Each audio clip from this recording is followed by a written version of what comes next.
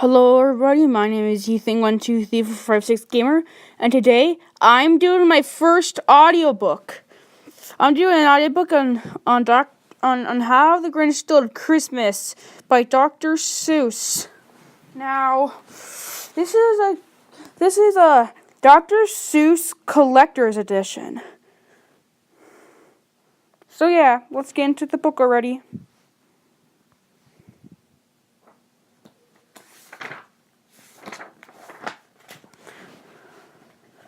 Every Who down in Whoville liked Christmas a lot.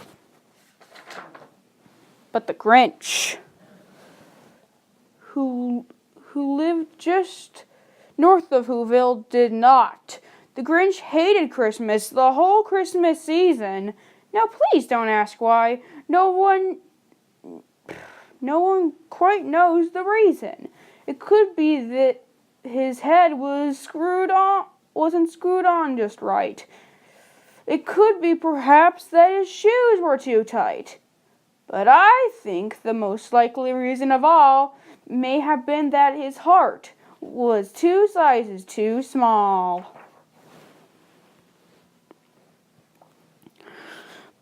But whatever the reason, his heart or his shoes, he stood there on Christmas Eve, hating the Who's, staring down from his cave with a sore Grinchy frown at the warm lighted windows below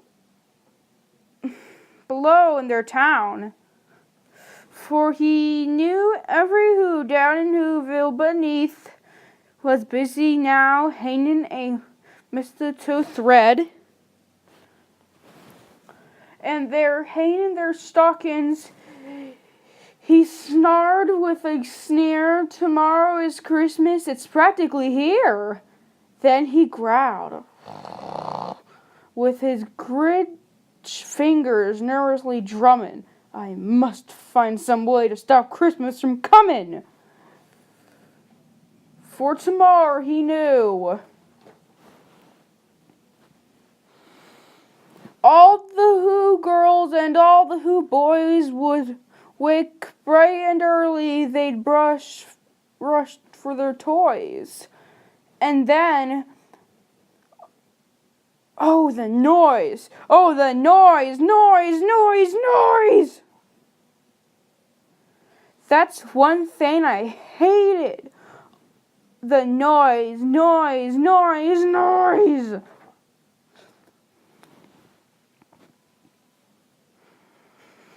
Then the Who's, young and old, would sit down to a feast, and they'd feast, and they'd feast, and they'd feast.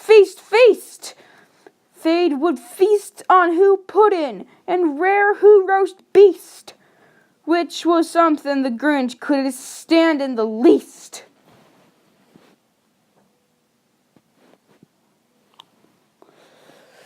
And then they'd do something he liked least of all. Every Who down in Whoville, the tall and the small, will stand close together with Christmas bells ringing. They'd stand hand in hand, and the Who's would start singing. They'd sing, and they'd sing, and they'd sing. And the more the Grinch thought of this Who Christmas scene, the more the Grinch thought, "I must stop this whole thing." Why, for 53 years, I've put up with it now. I must stop this Christmas from coming. But how? Oh my goodness. My voice. Okay, let's just get to it. Then he got an idea, an awful idea. The Grinch got a wonderful, awful idea.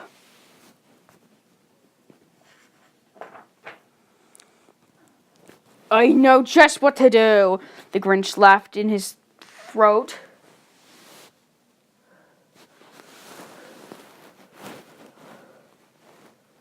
And he made a quick Santa Claus hat and a coat. And he chuckled and clucked with what a great Grinchy trick with his coat and his hat. With his coat and his hat, I look just like Snake Nick. All I need is a reindeer. The Grinch looked around, but since reindeer are scarce, there was none to be found. Did that stop the old Grinch? No. The Grinch simply said, if I can't find a reindeer, I'll make one instead. So he called his dog Max, then he took some red thread, and he tied a big horn on the top of his head. Then he loaded some old empty sacks on a ramshackle sleigh, and he hitched up old Max. Then the Grinch said, "Giddy up!" And he started down toward the homes where the Who's laid a snooze. All the windows were dark. Quiet snow filled the air. All the Who's were all dreaming sweet dreams without care. When he came to the first little house on the square, "This is stop number 1, the old Grinchy Claus hissed. And he climbed to the roof, empty bags in his fist.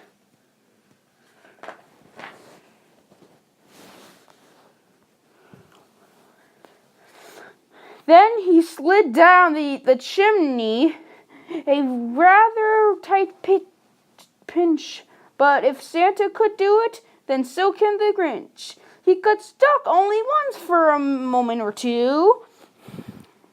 Then he stuck his head out of the fireplace flue, where the little Who stockings all hung in a row. "These stockings," he grinned, "are the first ones to go." Then he slithered and slunk, with a smile most unpleasant, around the whole room. He took every present: pop guns and bicycles, roller skates, drums, checkerboards, icicles, popcorn, and plums. And he stuffed them in bags, and the Grinch, very nimbly, stuffed all the bags one by one up the chimney. Then he slunk to the icebox. He took the Who feast. He took the Who pudding. He took the roast beast. He cleaned out the icebox as quick as a flash. Why, the Grinch even took their last can of Who hash. Then he stuffed all the food up the chimney with glee. "And now," grinned the Grinch, "I will stuff up the tree." And the Grinch grabbed the tree and he started to shove when he heard a small sound like the coo of a dove. He turned around fast and he saw a small Who, little Cindy Lou Who was no more than 2. The Grinch had been caught by this tiny Who daughter, who'd got out of her bed for a cup of cold water. She stared at the Grinch and said, "Santa Claus, why? Why are you taking our Christmas tree? Why?"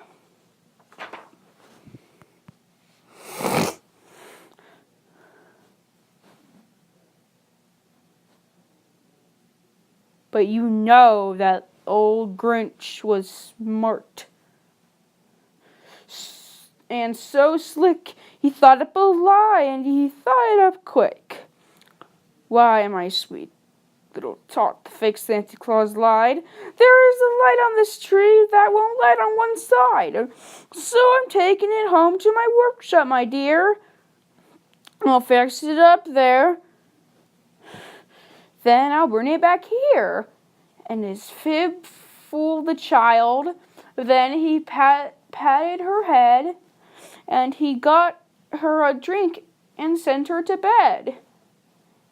And when Cindy Lou Who went to bed with her cup, he went to the chimney and stuffed the tree up.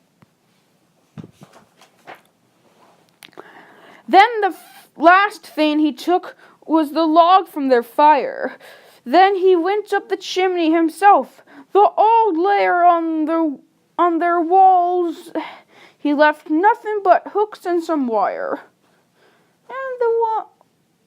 And the one speck of food that he left in the house was a crumb that was so even too small for a mouse.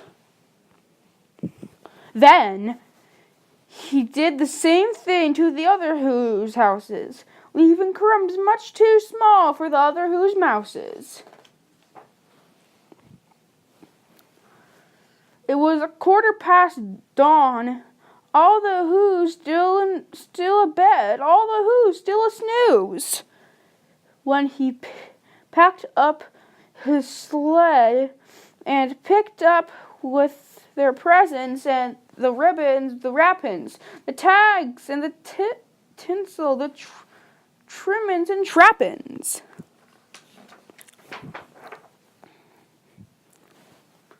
3,000 feet up the side of Mount Crumpet, he rode with his load to the top to dump it.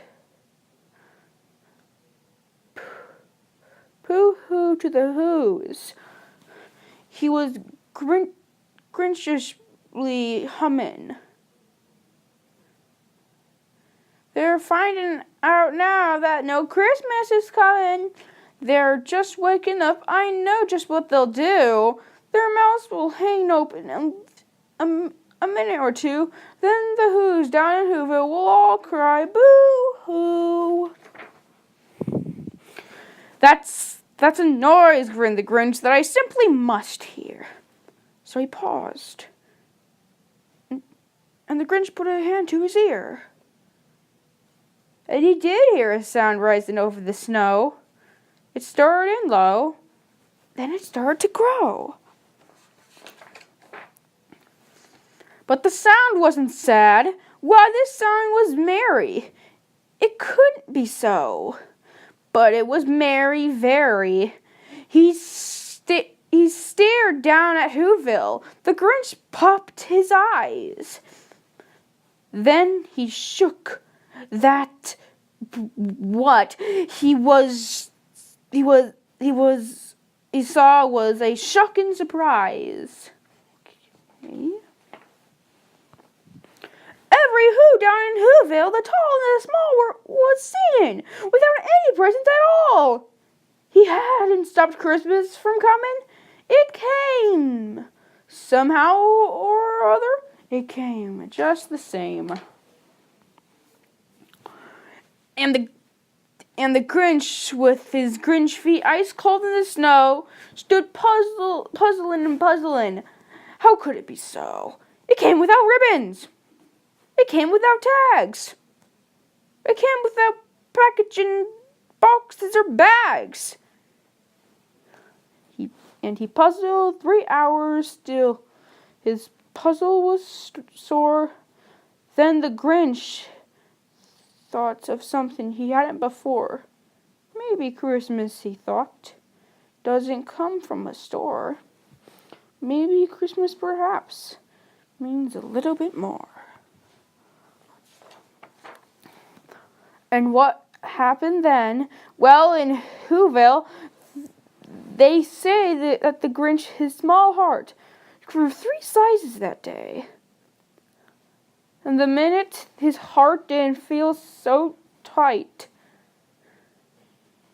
he whizzed with his throat the bright morning light, and he brought back the toys and the food for the feast.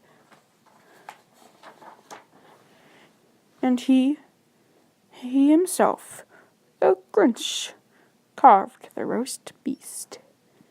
Now guys, I hope you enjoy this video. Please like, subscribe, and click the little bell icon to get notified in every video. See you next time and goodbye.